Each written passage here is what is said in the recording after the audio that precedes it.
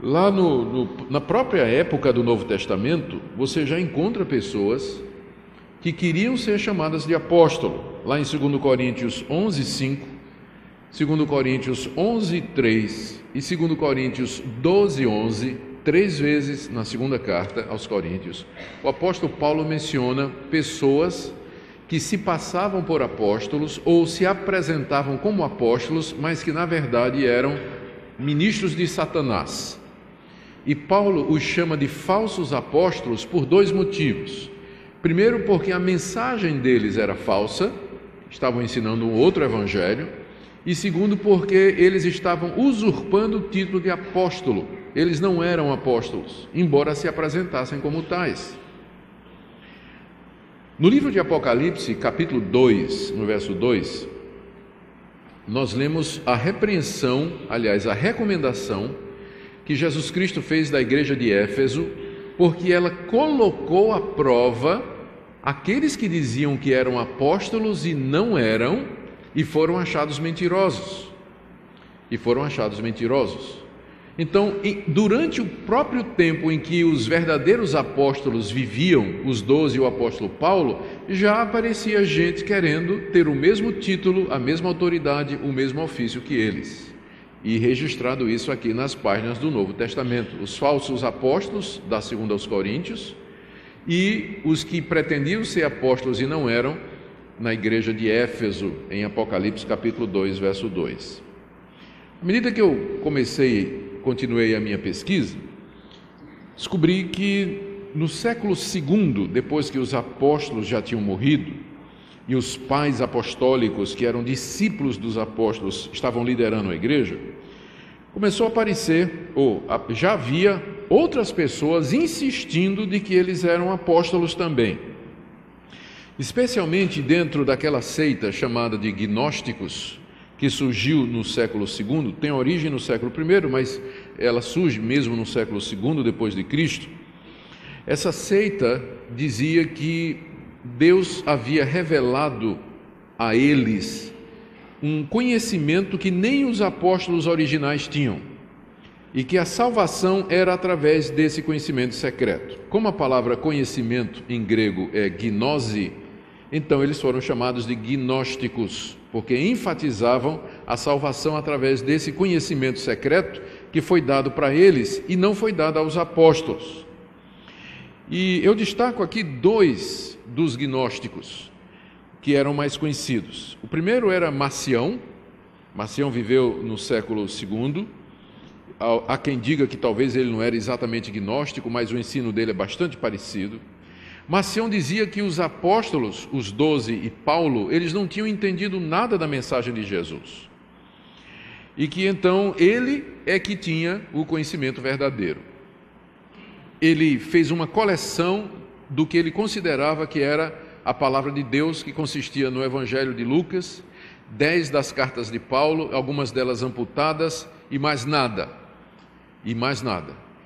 Por quê? Porque ele dizia que o Deus de Paulo era o Deus do amor e da graça, e o Deus do Antigo Testamento era o Deus da lei, um demiurgo que o Deus de Jesus Cristo tinha vindo derrubar e destruir.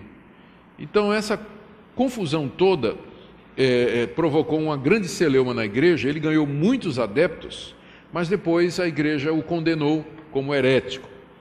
Um dos pais da igreja, chamado Ireneu, num livro Contra as Heresias, que foi um livro escrito contra Marcião e outros, ele diz que Marcião foi o 10º apóstolo gnóstico e que foi o sucessor de um tal de Cerdo, apóstolo Cerdo em Roma.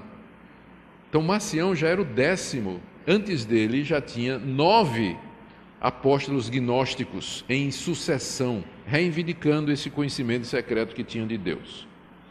O segundo importante aí, já no século III, é um cidadão chamado Mani, ou Maniqueu, de onde vem o termo maniqueísmo, que é usado para se referir a essa ideia de que o mundo é governado por 2 forças iguais, diferentes em orientação, o bem e o mal. O bem e o mal são 2 forças iguais, mas iguais em intensidade, mas contrárias em orientação. Deus representa o bem e Satanás representa o mal, estão em constante debate o tempo todo. Essa é uma visão muito dualista. Maniqueu se apresentou como sendo o Paráclitos, aquele que Jesus Cristo tinha dito: eis que envio o Consolador, que em grego é Paráclitos. Aí Maniqueu disse: sou eu. Ele escreveu uma carta intitulada Epístola Fundamentale, onde ele começa a carta dizendo assim: Mani, o apóstolo de Jesus Cristo, aos meus conservos, tal. E escreveu uma carta para um discípulo chamado Marcelo, onde ele se apresenta dizendo: Mani, um apóstolo de Jesus Cristo, ao meu amado filho na fé Marcelo, evidentemente imitando o apóstolo Paulo. Eu citei 2 gnósticos só, mas podia citar outros, que diziam que eram apóstolos, que recebiam revelação, exatamente como os 12, e até eram maiores. Em reação a essa reivindicação, essa pretensão de que essas pessoas diziam de que eram apóstolos, os pais da igreja estabeleceram o conceito de sucessão apostólica pelos bispos, tendo o bispo de Roma como tendo sido o primeiro. O argumento era mais ou menos assim. Eles chegavam para os gnósticos e diziam: vocês estão dizendo que tem a verdade, que são apóstolos como Paulo, mas a verdade é que os discípulos dos apóstolos somos nós.